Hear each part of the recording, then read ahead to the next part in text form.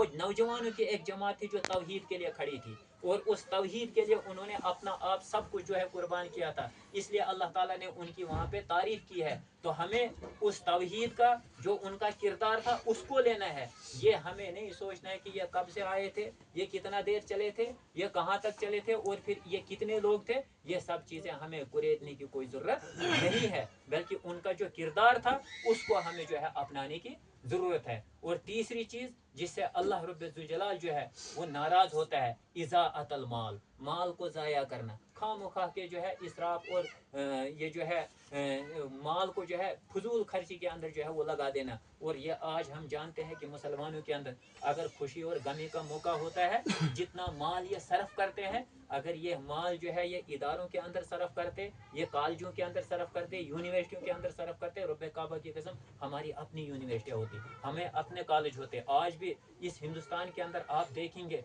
वो भी मुसलमान है जिनके कॉलेज हैं, वो भी मुसलमान है जिनकी यूनिवर्सिटियाँ हैं, वो भी मुसलमान है जो अपना एक जो इकरा इंटरनेशनल जो आप यहाँ पे जो एकेडमियाँ देखते हैं, ये इकरा इंटरनेशनल वाला जो इसको बनाने वाला है, मैं उसका एक रुकन हूँ।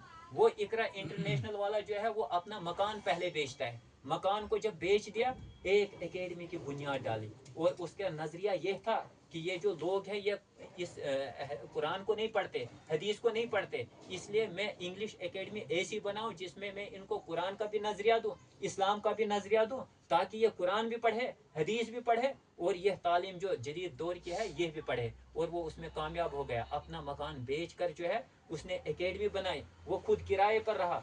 आज हालत यह है, न जाने कितने स्कूल जो है हाई स्कूल और ये न जाने कितने स्कूल उसके चलते हैं, और यूनिवर्सिटी कैंपस जो है वो बम्बई के अंदर जो है उसने बनाना शुरू कर दिया, बल्कि कुछ बिल्डिंगें तैयार भी कर दी है। हालांकि वो भी हमारी तरह एक आदमी है, वो भी हमारी तरह चलता फिरता एक जो है बिजनेसमैन है। और आज हम लोग नहीं कर सकते, ये यकीनी तौर पर कर सकते हैं, लेकिन हमने अपने माल को जो है फजूल कामों के अंदर ज़ाया किया। अगर ये माल जो है तालीम के ऊपर लगता, तरबियत के ऊपर लगता, तबलीग के ऊपर लगता, तो यकीनी तौर पर आज हम लोगों की हालत ये नहीं होती। इसलिए अल्लाह के नबी सल्लल्लाहु अलैहि वसल्लम ने फरमाया कि ये 3 काम ऐसे हैं, 3 अमाल ऐसे हैं जिनसे अल्लाह ताला जो है वो नाराज़ हो जाता है, अल्लाह रब्बुल जलाल नाराज़ होता है। इसलिए हमें इन कामों को नहीं करना चाहिए और इनको अपनी ज़िंदगियों से निकालना चाहिए, और जिनसे अल्लाह ताला राज़ी होता है हमें उन कामों को अपनाना चाहिए। मैं अल्लाह ताला से दुआ करता हूँ कि रब्बुल जलाल जो है वो हमें तौहीद को समझने की तौफीक अता फरमाए, और रब्बुल आलमीन हमें मवाहिदीन के अंदर रखे।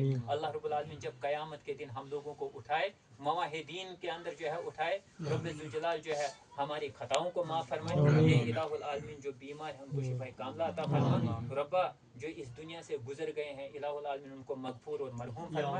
रब्बा उनकी कब्रों को पुरनूर फरमा। इलाहुल आलमीन इस कौम को और इस मिल्लत को जो है तौहीद और सुन्नत समझने की तौफीक अता फरमा। रब्बा कुरान और सुन्नत की मोहब्बत हम लोगों के दिलों के अंदर डाल दे। इलाहुल आलमीन कुरान और सुन्नत की मोहब्बत जो है हमारे दिलों के अंदर डाल दे। रब्बा कुरान और सुन्नत पर अमल पैरा होने की तौफीक अता फरमा। आमीन व आखिरु दावाना अनिल हम्दुलिल्लाहि रब्बिल आलमीन।